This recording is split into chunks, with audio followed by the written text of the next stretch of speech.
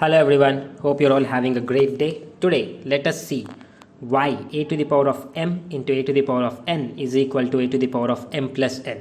This is one of the laws of exponents called as product law. So why is it like that? Why is the product law given like that? Let us take a look. To understand this properly, we need to take an example.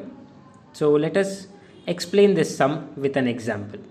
So what is the example that we are going to take? Let me take a very simple and straightforward example, which is 5 raised to the power of 3 and 5 raised to the power of 2. So as you can see, it is very similar to the formula or the law that I have written there. So that becomes 5 raised to the power of 3 plus 2 according to the law, which will give me 5 raised to the power of 5. Okay, hang on, you can't see it there. So let me just rewrite that part.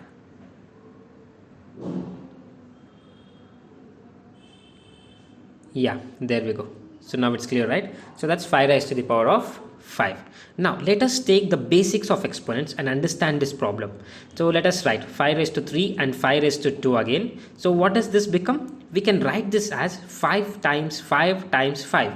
So this is what exponents is telling me, right? The base raised to the power of the exponent will give me the base multiplied to the base itself, the number of times the exponent is there. So let me just put brackets there to differentiate between the two numbers. Okay, so these 3 5s are showing 5 raised to the power of 3 and the 2 5s are showing 5 raised to the power of 2. Now what I am doing is I am just removing the brackets. Okay, so once I go ahead and remove the brackets, we have 5 5s multiplied to each other. So that's 1 2 3 4 5. 5 times 5 is getting multiplied by itself. So 5 into 5 into 5 into 5 into 5. So what are we supposed to do according to the exponents?